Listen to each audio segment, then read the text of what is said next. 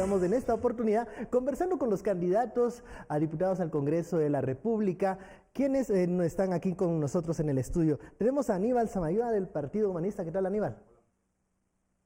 Pablo Monsanto del Partido Convergencia. ¿Qué tal, Pablo? No, mucho gusto. Y también está con nosotros Jorge Jiménez Díaz del PPT. ¿Qué tal, Jorge? Muchas gracias.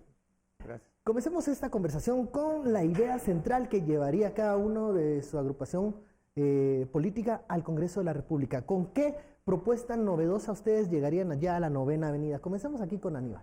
Gracias. Bueno, realmente la función legislativa es importante y marcar la diferencia en cuanto a lo que se hace ahí, la técnica legislativa, las discusiones y los consensos que se logran para lograr los objetivos claros. En el Partido Humanista tenemos claro que debemos ir a fiscalizar, legislar y desarrollar cada uno de los diferentes distritos en que sean electos los diputados, en materia de educación, salud, economía y, por supuesto, vamos a hacerlo en el tema de seguridad. Ahí es importante recalcar que hay acciones desprendidas de cada uno de estos ejes, porque no es lo mismo fiscalizar la seguridad que legislar sobre seguridad. Y obviamente desarrollar el distrito, en este caso por el que me estoy postulando, que es el Distrito Central en materia de seguridad. Entonces creo que ahí es importante ir a entender las dinámicas que hacemos. Primera vez en la historia que se logran 6 meses antes de tomar posesión para poder lograr consensos con las diferentes bancadas que pues sean electas para empezar a generar una agenda legislativa en pro del país. Y creo que ahí es el enfoque que tenemos que darle, por supuesto, ejes claves, el respeto a los derechos humanos, el tema de la transparencia, combate a la corrupción. Expectativas del Congreso de la República, ¿es esta la primera ocasión en que participas en una elección como esta? ¿Qué espera usted del Congreso, Aníbal? Bueno, sí, en efecto, la primera vez que estoy participando. Por más de casi 10 años estuve fiscalizando al Congreso, depurando al Congreso con acciones concretas y legales. Y pues la expectativa es amplia en el sentido que hoy sí vamos a ver quiénes son pro impunidad y quiénes son pro transparencia. Y creo que ahí lo vamos a ver reflejado en las acciones que se presenten desde las bancadas o las diferentes bancadas que existan y la posibilidad de apertura hacia alianzas concretas de las demás bancadas. Don Pablo, regresaría al Congreso de la República, ¿con qué novedades? ¿Qué llevaría Convergencia de diferente a la 9ª Avenida? Bueno, en primer lugar, muchas gracias por el espacio. Nosotros regresamos al Congreso por la situación que está viviendo Guatemala. Una situación sumamente crítica, delicada, y hemos llegado a la conclusión de que es necesario impulsar una serie de reformas para garantizar la democratización del Estado guatemalteco. Es decir, el saneamiento de las diferentes instituciones del Estado y la democratización del mismo. Por eso es que vamos a participar ahora como candidato a diputado, porque es en el Congreso de la República donde se pueden tomar las principales decisiones que lleven a colocar al Estado en una situación que realmente responda a las necesidades y a las aspiraciones de los pueblos que habitamos Guatemala. Esa es la razón fundamental por la que nosotros regresamos al Congreso de la República. Pero hay otra razón también. Yo siento por Guatemala un gran amor por mi patria. He luchado toda mi vida en este país por cambiar esta Guatemala que no satisface a la mayoría de los guatemaltecos y que todos reclaman un cambio. Y además, porque el Congreso actual de la República es el Congreso más desprestigiado que tiene Guatemala durante sus últimas épocas. En eso, don Pablo, ¿en qué se diferencia la legislatura que usted integró en aquel momento a esta actual? Bueno, yo me integré a una legislatura cuando recientemente se habían aprobado los acuerdos de paz y todavía en el Congreso de la República existía la idea de poder realmente cumplir con esos acuerdos. Lo que pasa es que después se disipó la idea, desapareció y el Congreso tomó un rumbo completamente diferente, un rumbo completamente distinto. Nosotros lo que queremos es retomar ese camino, es decir, realmente Guatemala necesita salir de la situación en que está y encauzar el país en un proceso verdaderamente democrático. Jorge, ¿cuáles serían las novedades que ustedes propondrían en el hemiciclo, en el organismo legislativo con el PPT? Pues gracias. Bueno, primero gracias por la invitación. Nosotros como organización política nueva, que no llevamos a ningún candidato a la reelección, ni de alcaldes ni diputados. Nos planteamos desde que iniciamos este proceso de formación de una nueva estructura con una visión diferente, entrar a las temáticas que realmente respondieran a las verdaderas necesidades de una sociedad que ha cambiado mucho, ha evolucionado, pero como que el Estado no se ha acercado a ella. Y de esa línea nosotros hemos analizado que en la primera instancia vamos con la idea de promover un sistema nacional de empleo. Ciertamente no es el Estado el gran promotor del empleo, el gran generador del empleo, pero creemos que el Estado tiene que jugar un papel importante en la coordinación. Creería yo que nuestro concepto en una legislatura es la integralidad. Yo creo que seguir haciendo o promulgando leyes dispersas, sueltas, no nos está resolviendo una visión de país. Entonces creemos que tenemos que empezar a integrar, y eso pasa por deslegislar, por renovar visiones. Hay leyes que están deteniendo el desarrollo de este país. Una de ellas es el sistema de educación. La ley de educación detiene, no genera competencias laborales, y por lo tanto tenemos que hacer cambios en los sistemas. Primero, entender que tenemos que regresar al sistema de funcionamiento de un sistema de gobernanza. El sistema económico, el sistema de educación, el sistema de salud tienen que ser reformados con una sola visión de país. No estar resolviendo acuerdos o leyes para diferentes sectores específicos, de momento, temporales. Creo que tenemos que tener una visión de largo plazo. ¿Cuál ha sido el mayor error de la actual legislatura o el problema más difícil que han enfrentado los diputados de esta legislatura, Aníbal? Yo creería que no solo te menciono el error, sino el problema que generó a nivel social, y fue septiembre de 2017. Creo que en mes patrio, y te lo digo así claro, realmente aprobar delitos que dejaban libre a personas que inclusive hasta habían violado niños, me parece una falta de respeto a la sociedad guatemalteca. Y nos hicieron ir a un día festivo de patria, a ir a manifestar para que retrocedieran ese tipo de acciones. Ahí nos damos cuenta, con ese pequeño ejemplo, pero con grandes repercusiones sociales, que en realidad el Congreso no está listo o no estuvo listo nunca para realmente asumir discusiones legislativas de altura. Y eso es justamente lo que propone el Partido Humanista, de la mano de las demás bancadas, de poder realmente entender para dónde va el país. Cuando se legisla, hay que entender los avances sociales, económicos, tecnológicos, culturales y políticos para prever situaciones, pero no para hacer cosas de solo un momento. Pablo, ¿cuál fue el error más grande de la actual legislatura? Bueno, mire, yo creo que el Congreso de la República ha sido objeto de una lucha política por el control del poder absoluto. Y en esa situación, el Congreso ha estado principalmente ocupado y dominado por lo que se ha señalado como el pacto de corruptos, que incluso ha obstaculizado la justicia, ha obstaculizado las medidas que pudieran haber llevado al país por un rumbo diferente al que se ha mantenido en este periodo. Y entonces eso incluso llevó al Congreso a enfrentarse a los otros organismos del Estado. Aquí lo que hay es una crisis interinstitucional, porque las medidas del Congreso han entrado en contradicción, en franca contradicción con los otros poderes del Estado. De manera que el peor error fue haber caído en esa situación. El Congreso no actuó de manera independiente como se esperaba. Se supone que los tres organismos principales del Estado deben de actuar con independencia. Sin embargo, el Congreso actual siempre ha dependido de las decisiones de los poderes fácticos en el país que se expresan en los otros dos poderes del Estado. Jorge, ¿cuál fue el error más grande de la actual legislatura, lo que ha marcado a los diputados de esta legislatura?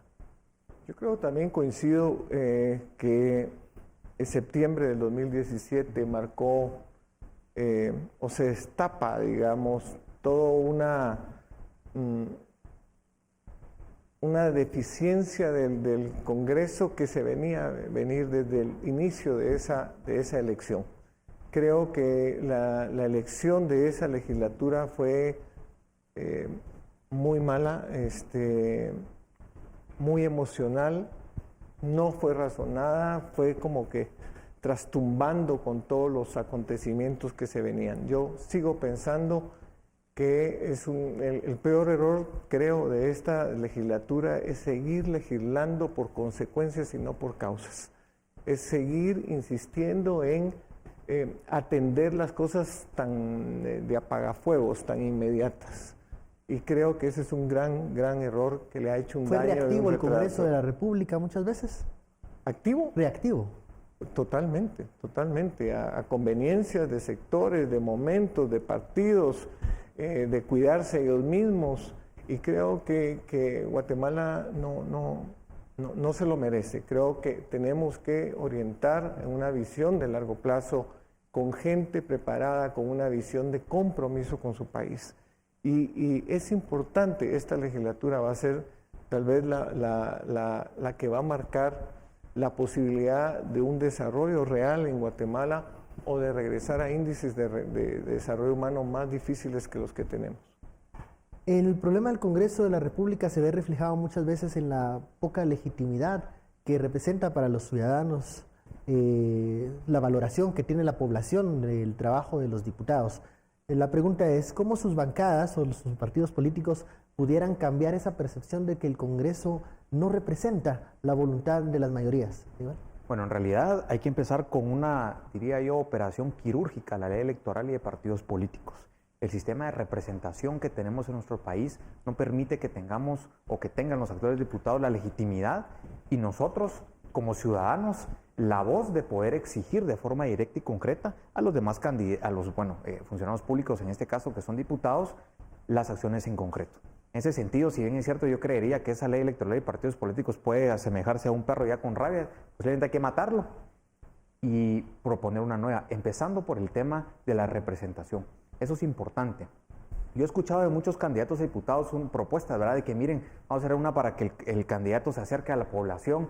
En realidad, uno debería acercarse a la población. Si uno está esperando que la ley le diga todo a uno, la verdad es que el funcionario público no podría hacer nada.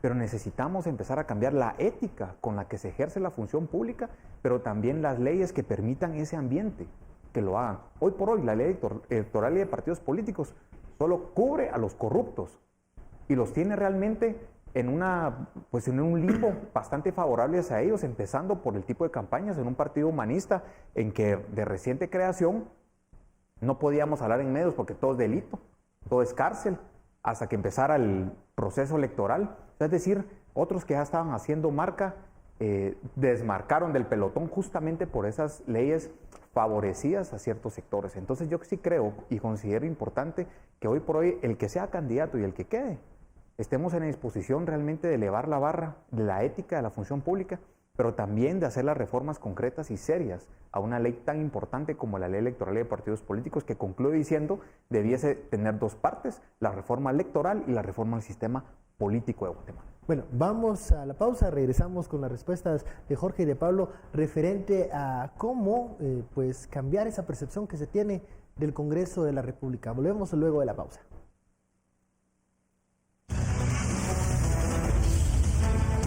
Regresamos a Sin Filtro Electoral, estamos conversando con los candidatos a diputados de Humanista, Convergencia y PPT. En el bloque anterior hablábamos de cómo cambiar esa percepción en la ciudadanía del trabajo de los diputados. Humanistas dice hay que entrarle de lleno a la ley electoral de partidos políticos. ¿Qué propone Convergencia?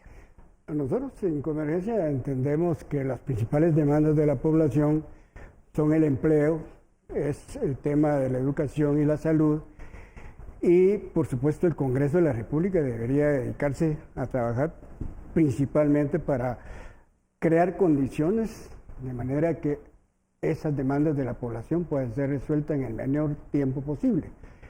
Pero también estamos conscientes que en tanto no se democratice el Congreso de la República, eso no se va a poder hacer. Nosotros proponemos que hay que hacer una reforma seria de la ley de régimen interior del Congreso de la República. ¿Cómo sería democratizar el Congreso? Democratizar, por ejemplo, el Congreso de la República es reformando la ley de régimen interior, donde establezcan nuevas normas de procedimiento de la Junta Directiva del Congreso, de la Junta de Jefes de Bloque y también de la distribución de las comisiones de trabajo dentro del Congreso. Porque es ahí donde se da una situación en la que se convierte en un obstáculo para poder realmente echar a andar leyes e iniciativas de ley que favorezcan a la población. Porque todas estas instancias del Congreso, tanto la Junta Directiva como los jefes de bloque, como las comisiones de trabajo, se distribuyen con criterios que no son democráticos, sino que se distribuyen de acuerdo a los intereses y al poder que cada una de las bancadas tiene dentro del Congreso de la República.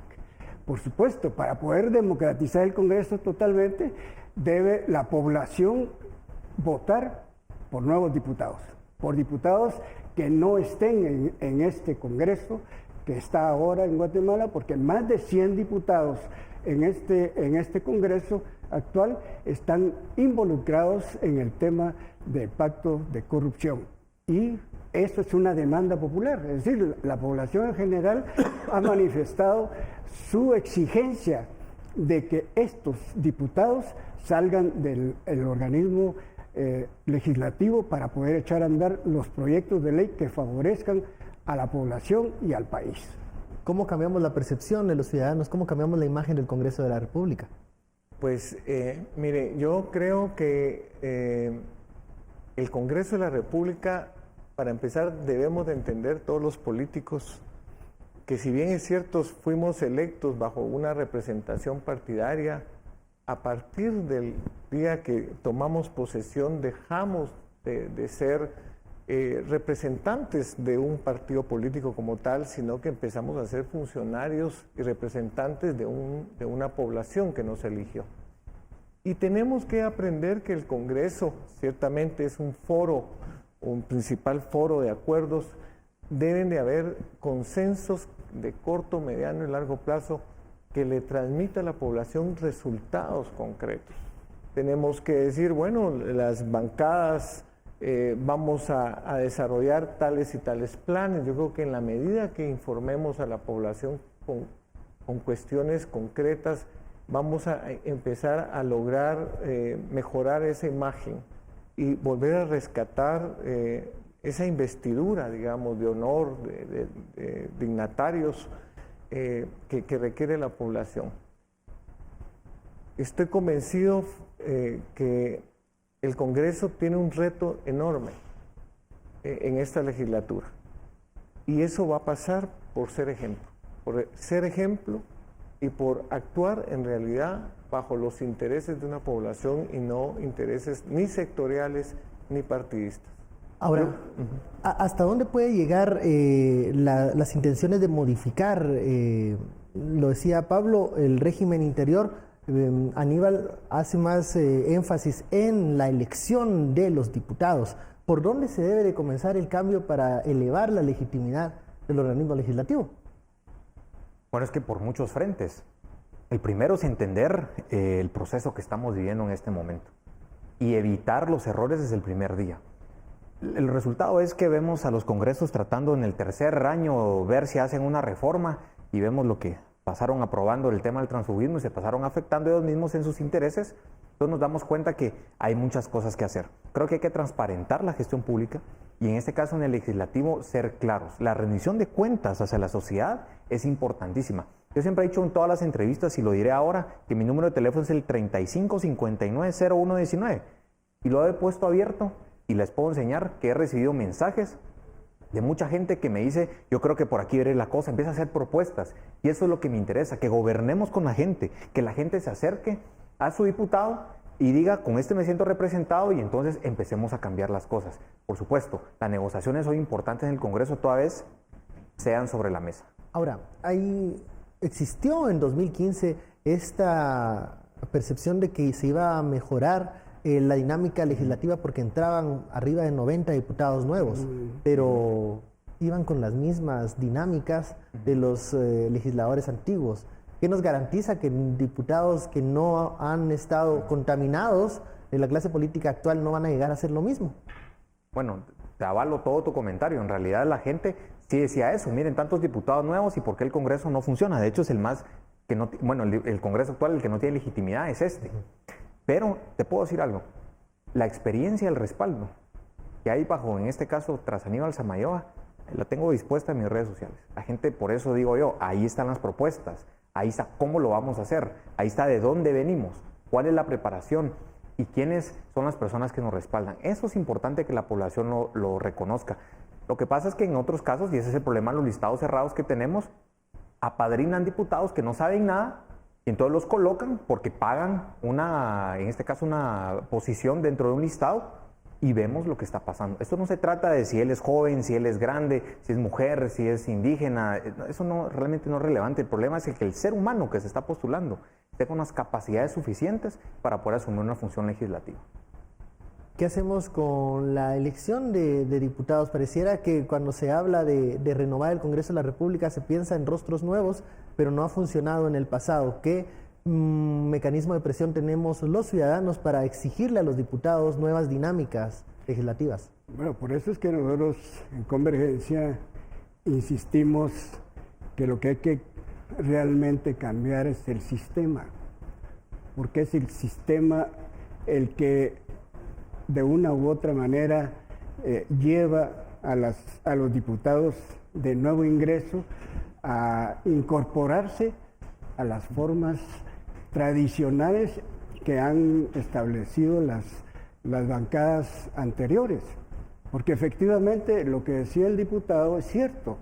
Es decir, lo que se debería hacer en el Congreso de la República es que a partir de llegar ahí se debe de establecer una agenda que sea la agenda de todos, pero no la agenda de un grupo o de poderes que están fuera del Congreso, que son los que muchas veces mandan al Congreso de la República sus propuestas, sus proyectos y mueven dentro del Congreso a aquellos diputados que de una u otra manera responden a esos intereses. Entonces, para poder sacar realmente al Congreso de eso, realmente el Congreso debe tener una independencia, debe de actuar con independencia de cara no solo a los otros poderes del Estado, sino a los poderes reales que existen en este país, porque en el Congreso influyen los poderes económicos, influyen el poder militar, influyen los otros poderes que están fuera del Congreso. Y lo digo por experiencia.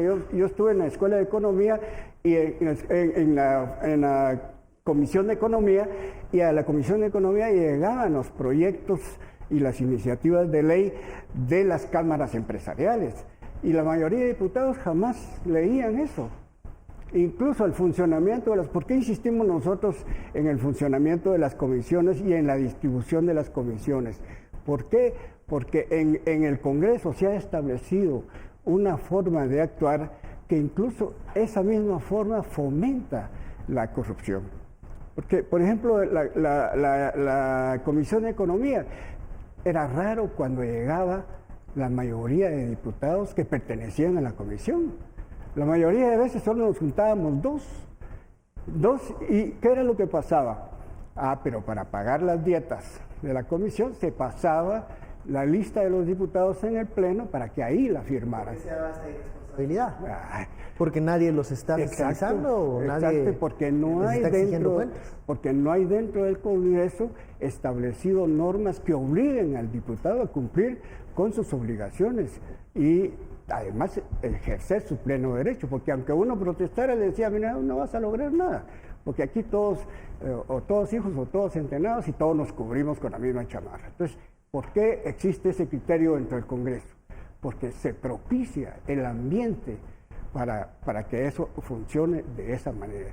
Y yo creo que eso es lo que hay que terminar dentro del Congreso. Por eso hablamos nosotros de la democratización del Congreso de la República, cambiando la ley de régimen interior del Congreso. Incluso lo que refiere el diputado es cierto. El transfugismo hay que eliminarlo, porque nosotros, por ejemplo, en una oportunidad que discutimos el tema y expusimos que la curul del diputado debe pertenecer al partido que lo llevó al Congreso y no al diputado, nos dijeron, no, eso no se puede hacer, porque la Constitución de la República no lo permite. Hay que reformar el primer artículo constitucional para poder realmente superar el transfugismo dentro del Congreso. Entonces, si es necesario reformar en ese sentido la Constitución, hay que hacerlo para poder democratizar los otros organismos del Estado y poder ir eliminando aquellos focos en los cuales se va cultivando la corrupción, porque ahí es donde empieza la corrupción, ahí es donde empiezan a venderse los votos, se empiezan a comprarse las voluntades dentro del Congreso de la Con República. los plazas fantasmas, por ejemplo. Mire la cantidad de escándalos que han habido en torno a este Congreso. Es decir, ¿qué diputado que haya estado en este Congreso no resulta involucrado en algún señalamiento de esa Y naturaleza? ya si estamos hablando de dinámicas internas del Congreso de la República, ¿qué privilegios ustedes se quitarían o a qué privilegios renunciarían para transparentar el quehacer legislativo en el Congreso de la República? Me responde don Jorge al volver de este corte. Regresamos a Sin Filtro Electoral, estamos hablando con los candidatos a diputados al Congreso de la República. Le preguntaba a don Jorge, ¿a qué privilegios renunciarían en pro de transparentar el quehacer legislativo como diputado? Bueno, yo no quiero caer en una posición demagógica de que hay que bajar el salario, que hay que quitar esto, quitar lo otro. Creo que no es por ahí. Creo que vuelvo al punto en el sentido de que parece ser que seguimos atacando temas de consecuencias y no de causas. Yo creo que el problema del Congreso viene desde el sistema de partidos políticos. Yo me recuerdo que cuando nosotros fundamos el partido, casi que nos decían, está la escritura de tal partido, copiala y hacela. Un copy-paste, porque el sistema se presta. Y cuando nosotros dijimos no, queremos hacer realmente cambios en nuestros estatutos verdaderamente, no solo para que nos los apruebe el Tribunal Supremo Electoral, sino para que realmente empiece a cambiar el sistema. Nosotros fueron aprobados con muchísimas dificultades del Tribunal Supremo Electoral los cambios que habíamos planteado en el 2013. En 2013 fueron aprobados nuestros estatutos, en el 2016 se hicieron los cambios que son parte de aquellos estatutos del 2013 de un partido nuevo que aparecía por ahí, porque dijimos no vamos a aceptar más que una reelección en el secretario general, secretarios departamentales y secretarios municipales. No permitimos involucrarnos como dirigencia nacional en las decisiones de los departamentales. No podemos sugerir una candidatura en nuestro partido de los departamentos. No podemos permitirnos recibir un quetzal de apoyo al partido para una campaña electoral que no sea en lo que cubre el candidato su propia campaña. Entonces los cambios que nosotros hicimos fue desde la casa y eso se tiene que reflejar en el Congreso de la República como representantes. No van condicionados a que tienen que recuperar el millón que le dieron al partido. No se puede. Entonces yo creo que muchas de las cosas y privilegios que tiene el Congreso se debe precisamente a la necesidad que tienen muchos de recuperarse por campañas, por lo que aportan en los partidos políticos. El partido político es una institución de derecho público, es social, de largo plazo, indefinido. No es un club de un grupo de personas. Y bajo esa línea, creo que nosotros insistimos en que cuando el sistema de partidos políticos cambie, pero verdaderamente cambie, que quede establecido en los estatutos, que el candidato a presidente, por ejemplo, en nuestro caso, jamás va a poder ser el secretario general, jamás, está impedido en nuestros estatutos. Entonces, en la medida que nosotros hagamos cambios en los partidos políticos, vamos a hacer un Congreso más eficiente, más sano, menos comprometido con ningún sector. Hablemos de temas puntuales, seguridad. ¿Qué visión trae cada uno de estos partidos sobre este tema? Algunos avalan una visión mucho más dura de la aplicación de métodos de seguridad, otros hablan de una seguridad más comunitaria. ¿Por dónde se definiría humanista? Bueno, hay varios frentes que hay que afrontar para asumir el tema de seguridad. Uno es la verificación real y de aplicación concreta de la política pública, la prevención de violencia y el delito. dependencia del tercer viceministerio del Ministerio de Gobernación. Ahí explica, diría yo muy raquíticamente, pero por lo menos lo hace, las dimensiones que abarca el tema de violencia, cómo afrontar el tema de la prevención. Es mucho más barato, aunque al principio se tenga que invertir mucho, pero a largo plazo es más barato ese nivel de prevención que afrontar, digamos, tener que tener ya enfrente a alguien que hizo ya una violación, alguien que ya asesinó a alguien. Entonces, esa parte es importante en cuanto a materia de fiscalización. En materia de legislación hay que hacer una reforma concreta a la ley del sistema penitenciario. No es posible que el sistema carcelario, según el 100, establece que tiene un 351% de sobrepoblación. Ahí primero hay que generar una academia hacia los policías del sistema penitenciario para empezar a jerarquizar las estrategias de seguridad dentro del sistema carcelario. Por supuesto, ahí vemos y dicen, miren, hay antenas ahí que bloquean la señal de celular. Pues a mí no me parece que eso pase. Entonces necesitamos fortalecer, digamos, esa logística a través de, por supuesto, reformas concretas que nos permitan entender cómo evaluar esa lógica, pero también la aplicación concreta de la ley y efectividad del ministerio. No es posible que un ministerio de gobernación diga al Ministerio Público, fíjese que ahorita no tenemos policías para ir a hacer un cateo, hacer un allanamiento.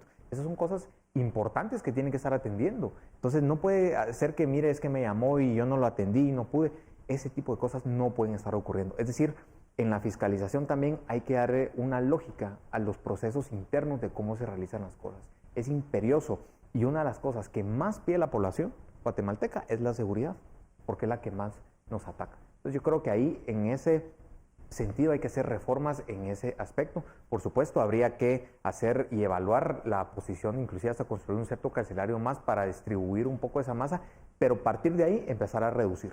Porque sí necesitamos un sistema penitenciario eficiente y eficaz, y por supuesto esto va amarrado con el tema de los juzgados, ¿verdad? Que cumplan los plazos de audiencias para las personas que se detienen y los procesos en sí mismos. ¿Cómo proponer cambios al sistema penitenciario cuando hemos visto que muchas veces la población ve el sistema penitenciario como un sistema en donde llegan los reos, los privados en libertad, y ahí se pierden, digamos, en ese pozo que pareciera ser el sistema penitenciario? ¿Cómo decirle a la población que hay que invertir en cárceles, que hay que invertir en infraestructura en el sistema penitenciario y que no exista corrupción dentro de las mismas cárceles?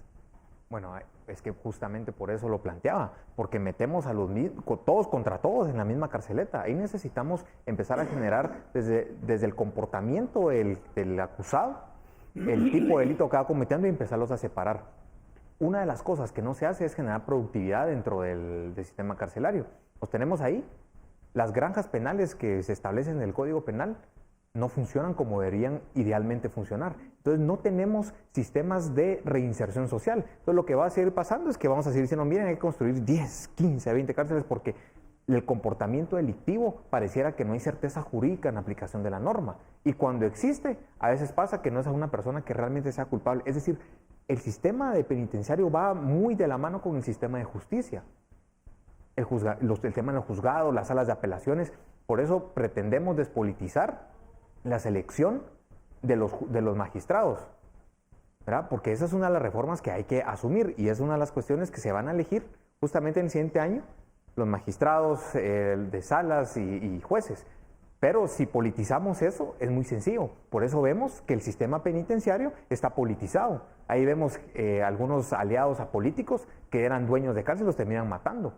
Es decir, ese sistema de control no puede ocurrir en un sistema penitenciario. Entonces, hay que modificar todo eso para empezar a darle oxígeno a ese sistema y empezarnos a dar seguridad a nosotros. Si no, del sistema penitenciario van a seguir saliendo el mayor número de extorsiones y nos tienen a nosotros, pues de alguna forma asfixiados como sociedad. Tema de seguridad, Convergencia, ¿cuál es la perspectiva, la visión que tiene el partido? Bueno, nosotros estamos convencidos como Convergencia de que hay que fortalecer al Ministerio de Gobernación, hay que fortalecer el sistema de justicia en Guatemala y fortalecer, por supuesto, dentro de ese sistema al Ministerio Público, que además deben de trabajar de manera coordinada, de manera integrada en un solo sistema de seguridad. Pero eso no es suficiente, porque aquí hay que investigar e ir a las causas de la inseguridad ciudadana. Yo he oído incluso algunos candidatos que dicen voy a sacar al ejército. Eso es demagogia. Pueden sacar al ejército todo el año, lo que quieran, de día y de noche, que no va a desaparecer la delincuencia, porque los orígenes de la delincuencia y la causa de la delincuencia no es la falta de vigilancia de parte de los organismos represivos del Estado. Sacar al ejército es volver al pasado. Es decir, el ejército tiene una misión clara en la Constitución de la República, que es garantizar la soberanía nacional, cosa que ahorita hay una vergüenza terrible, porque han pedido que vengan tropas de los Estados Unidos a proteger la frontera entre México y Guatemala, y entonces el ejército, ¿qué hace? Estamos manteniendo un ejército financieramente, económicamente, un ejército que tiene un poder en Guatemala, pero que no presta el servicio a la nación que la Constitución le manda. Es el ejército de Guatemala el que debe proteger las fronteras de este país. Para eso fue hecho el ejército. ¿Cómo se va a fortalecer la fuerza civil, digamos, Entonces, la PNC? la fuerza civil se puede fortalecer si se aplica un concepto de seguridad democrática donde se involucre a los diferentes sectores de la población guatemalteca, tanto en el interior de la República como en la ciudad. Es un sistema que se puede aplicar perfectamente y en eso el Congreso de la República puede contribuir mucho, creando una ley que permita que en Guatemala puedan existir organismos que no sean de carácter represivo, porque aquí incluso muchos dicen, la pena de muerte, sí.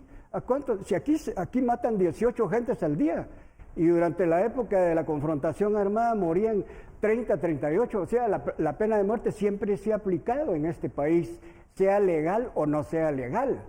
De manera que no es la pena de muerte la que va a terminar con esos problemas, sino que esos problemas hay que analizarlos profundamente porque esos problemas tienen un origen social, un origen económico, un origen de discriminación dentro del país. Esos son los temas que hay que superar, pero hay que superarlos de verdad, con seriedad, no demagógicamente como se ha hecho hasta ahora. A ver, conceptos de seguridad democrática, reformas o entrarle de lleno al sistema penitenciario, ¿cuál sería la visión del PPT para el tema de seguridad? Yo con todo respeto disiento un poco de la posición porque creo que el gran problema de la seguridad de este país, primero es que no podemos delegarle ahora a los ciudadanos que se cuiden a sí mismos porque no funcionamos como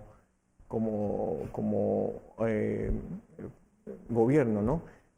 Creo que la seguridad ciudadana le llegó la hora de descentralizarse. Creo que este país necesita una seguridad descentralizada en la cual dejemos de tener de adorno a los gobernadores departamentales, que se supone que juegan el papel de los principales o los importantes en el manejo de las fuerzas públicas de su departamento y no están jugando ese papel. Entonces tenemos que descentralizar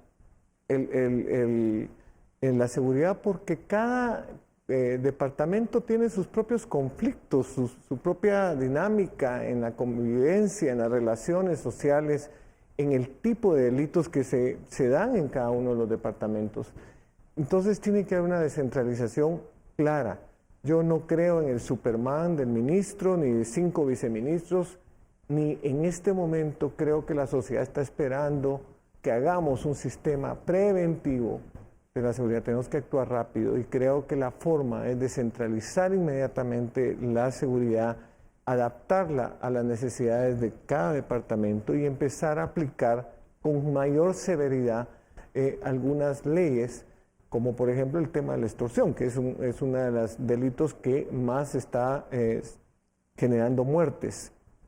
En otras épocas posiblemente el secuestro era más alto. Hoy tenemos el tema de extorsión, pero es porque no llegan las fuerzas públicas a resolverle al ciudadano de a pie, digámoslo así, su problema porque en su tienda le están pidiendo 500 semanales o qué sé yo.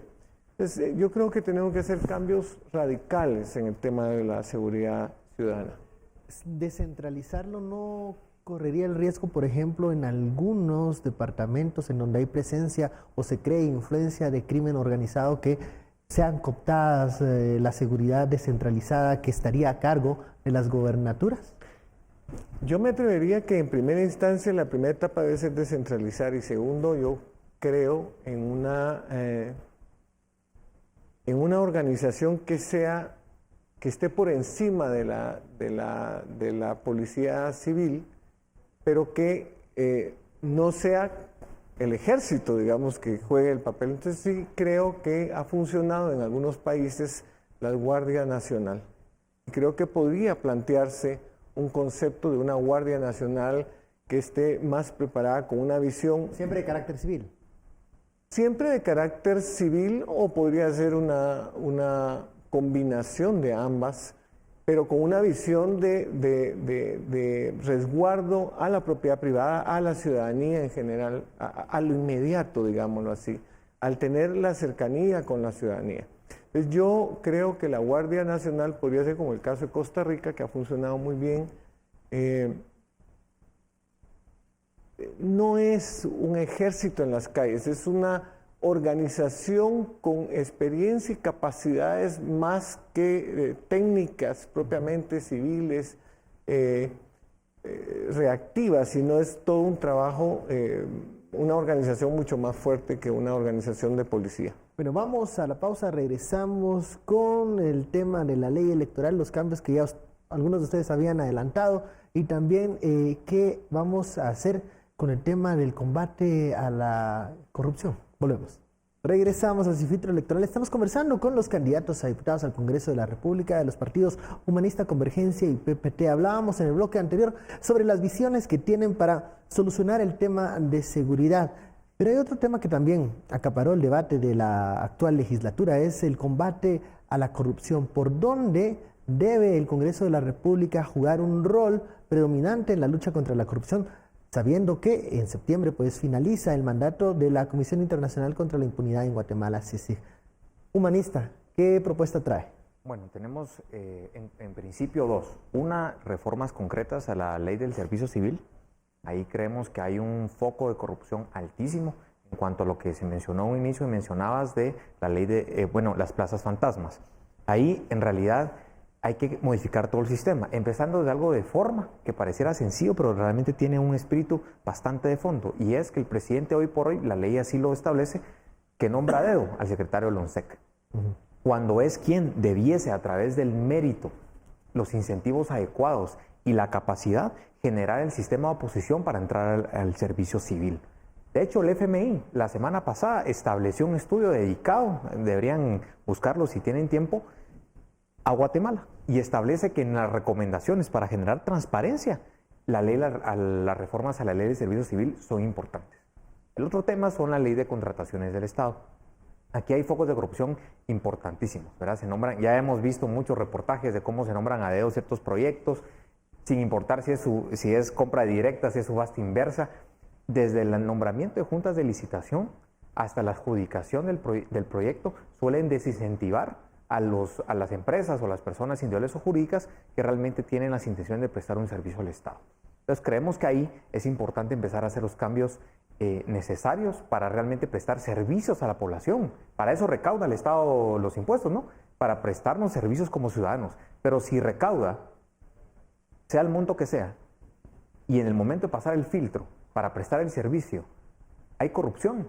Entonces no necesitamos en realidad, es decir, quién realmente está prestando los servicios, a quién realmente se dedica el Estado, y ahí es cuando nosotros nos preguntamos, ¿realmente el gobierno busca el bien común? ¿Verdad? Esa máxima filosófica que está ahí en abstracto en la Constitución y pareciera que no la logramos alcanzar. Entonces, digamos, hay muchas formas en que podemos atacar el tema de la corrupción. Por supuesto, empezando por el Congreso, ya lo mencionábamos anteriormente, las reformas a la ley electoral y de partidos políticos, cómo transparentar esa gestión pública que vuelve sumamente valiosa e imperiosa para empezar a hacer un Estado que funcione para la población, porque en realidad el gobierno hoy por hoy, los gobiernos en términos generales, han estado en deuda con el ciudadano y necesitamos empezar a cambiar ese tipo de prácticas bastante oscuras. ¿Por dónde se puede el Congreso colaborar en esta lucha contra la corrupción? ¿O sería un espectador más de esta batalla? Nosotros insistimos en que hay que fortalecer el sistema de justicia y el Ministerio Público es clave en eso. Incluso un planteamiento que nosotros tenemos para el Congreso de la República es que en el Congreso de la República debe de integrarse una comisión especial para investigar la corrupción, no solo dentro del Congreso de la República, sino fuera del Congreso de la República. Porque aquí la corrupción no es solo los que se llevan la plata de los ministerios y de las instituciones, de los presupuestos que tienen cada una de estas instituciones, sino incluso la corrupción está impregnada en todo el sistema empresarial, es decir, el no pago de impuestos, la evasión de los impuestos, es decir, todo eso es corrupción, eso no es, y eso alimenta la corrupción dentro del Estado. ¿Por qué? Porque precisamente hay los corruptores. ¿De dónde vienen? Cuando un empleado del Estado está tratando de cumplir con la ley, viene el corruptor y lo soborna y le paga para que viole la ley, y el otro cae en la trampa, y eso hay que combatirlo. Pero ¿cómo se va a combatir si no es con medidas en ese sentido, sí, radicales? Hacer investigación por parte de los organismos del Estado y entonces aplicar la justicia que sea necesaria. En relación al tema anterior, yo quería decir una cosa. En Guatemala, además del Ejército y la Policía Nacional Civil, existen las llamadas policías privadas, que tienen más efectivos armados que el Ejército y la Policía Nacional Civil juntas. ¿Y quién controla esas policías privadas? ¿Quiénes son los dueños de esas empresas de las policías privadas? Todo eso se supone que debería de controlar la delincuencia en Guatemala. Sin embargo, las policías privadas no son las que controlan la delincuencia en Guatemala, sino al contrario, se ha convertido en un negocio. La delincuencia se ha convertido en un negocio. A ver, Pablo, yo quería mencionar la idea de esta comisión desde el Congreso de la República. ¿Cree usted que es conveniente que un órgano eminentemente político como el Congreso de la República investigue temas de corrupción, no solo del organismo legislativo, sino hacia afuera? Yo creo que sí. Si para eso están las instituciones del Estado, y el Congreso es una de las principales... hay una tarea de fiscalización del Congreso de la República, pero es diferente a una investigación. Pero la fiscalización es otra cosa. Ajá. La fiscalización es otra cosa. Yo creo que el Congreso de la República debiera de integrar una comisión investigadora de los niveles de corrupción que existen, no solo dentro de las instituciones del Estado, sino fuera del Estado. ¿Pero no corre el riesgo de politizarse eso? Bueno, si el sistema sigue prevaleciendo tal y como está ahora, por supuesto que sí, pues porque es lo mismo que pasa con los nuevos diputados, que no llegan contaminados, pero que se contaminan al llegar al Congreso de la República. Por eso lo que hay que hacer es democratizar y limpiar, depurar el Estado, para poder superar esa situación. A ver, ¿qué opina Jorge? ¿Cómo puede perfilarse el Congreso de la República como un actor relevante en la lucha contra la corrupción en la siguiente legislatura? Bueno, yo creo que tenemos que ser concretos en ese sentido. Hay un refrán que dice que chor y consentidor pecan por igual. Creo que aquí el gran consentidor se llama Contraloría General de Cuentas. Y creo que es una ley que se tiene que reformar de tal manera que la Contraloría no actúe posterior a los eventos de licitación, etcétera. Tiene que ir durante. Entonces creo que la ley de la Contraloría es elemental para atacar de raíz el problema de la corrupción. Debe ser corresponsable el auditor, el fiscalizador debe ser corresponsable de lo que hace o deja de hacer dentro de la fiscalización en el funcionamiento público. Por lo tanto, creo que la ley de la Contraloría de Cuentas sí necesita ser modificada. Y por otro, yo creo que nosotros estaríamos también implementando o promoviendo la ley de muerte civil. Creo que es importantísimo darle un verdadero valor a los recursos del Estado, que dejan de dar oportunidad a niños, a jóvenes en este país por la corrupción misma. Entonces, la ley de muerte civil, a mi parecer, es una de las reformas que me gustaría impulsar. ¿Y por cuánto tiempo la inhabilitación de aquellos que se han encontrado? Bueno, habría que analizarlo técnicamente, pero yo sí estoy convencido que tenemos que arrancar de ser más severos con el funcionario público. La discrecionalidad, el abuso del uso el entender que el presupuesto se califica por la ejecución y no por la calidad de la ejecución del gasto. Ahí tiene que haber una corresponsabilidad. Yo me recuerdo cuántas demandas pierden los ministerios en tribunales laborales o en tribunales civiles, y los ministros o los representantes legales en su momento salen libres, no hay ningún problema, no tienen responsabilidad civil. No puede ser.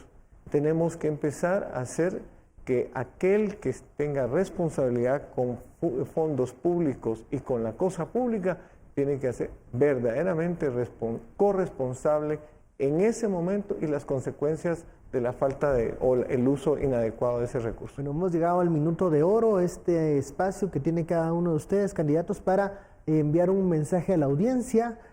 Comencemos con Aníbal, su minuto. Queridos amigos y amigas, soy Aníbal Samayoa, candidato a diputado por el Partido Humanista, y tengo el agrado de encabezar el listado por el listado central. Quiero decirles que ven a todos los partidos ustedes hablando de que no lucha contra la corrupción y que la van a combatir. El Partido Humanista es el único partido que no ha postulado candidatos al Parlacén, que nos cuestan en 4 años más de 60 millones de quetzales. Con eso, ¿cuántas escuelas estaríamos construyendo? ¿Cuántos niños estaríamos alimentando? Tenemos clara una agenda legislativa y sabemos que la podemos lograr. Necesitamos del consenso también de las demás bancadas, pero sabemos que en el Partido Humanista tenemos una agenda clara de mejora del país, de desarrollar económicamente al país. Quiero decirles que este 16 de junio no es una oportunidad que nos pasa cada 4 años. Esta es la última oportunidad que tenemos como país para retomar el camino. Este 16 de junio, votemos humanista. Pablo, por favor. Yo soy Pablo Monsanto, candidato de Convergencia del Estado Nacional, y yo quiero hacer un llamado a la población en general, porque hay un nivel de conciencia en toda la población de que Guatemala necesita un cambio, pero necesita cambios reales y profundos. Esos cambios no los pueden propiciar ni los pueden impulsar aquellos que han hecho gobierno ya o aquellos que han permanecido en el Congreso de la República durante 10, 15, 20 y hasta más años. Ya han demostrado con su permanencia en estos organismos del Estado que no tienen vocación ni tienen voluntad para echar adelante el cambio que Guatemala necesita. Convergencia está dispuesta, tiene toda la disposición de poder echar a andar los cambios que el país necesita, y, por supuesto, si Benito Morales, nuestro candidato a la presidencia, un abogado joven, quiché, llega a ser el presidente de este país, estamos seguros que podemos producir cambios profundos en Guatemala y construir un país próspero con beneficio para todas y para todos. Jorge, su minuto, por favor. Gracias. Bueno, yo quisiera decirle a todos los guatemaltecos y guatemaltecas que ciertamente estamos en una condición coyuntural muy importante para Guatemala. O nos animamos a irnos para el desarrollo en este país y hacer de este país un país de oportunidades, o retrocedemos aún más poniendo en riesgo nuevas generaciones. Y es importante que este 16 de junio toda la ciudadanía guatemalteca participe. Yo no voy a pedir el voto directamente de nuestro partido. Creo que tenemos que ser responsables como ciudadanos, y yo llamo a la participación, a que revisen, investiguen sus propuestas o las propuestas que hay, que ha sido una de las elecciones con mayores propuestas, más de 25 partidos políticos participando, más de 5,000 candidatos. Yo quisiera pedirle a la población seriedad, pero sobre todo corresponsabilidad en esta elección por un país que tiene las grandes posibilidades de ser un país de oportunidad y desarrollo. Está en nuestras manos, queridos guatemaltecos, no solo de los políticos de la clase política, está en manos de todos los guatemaltecos.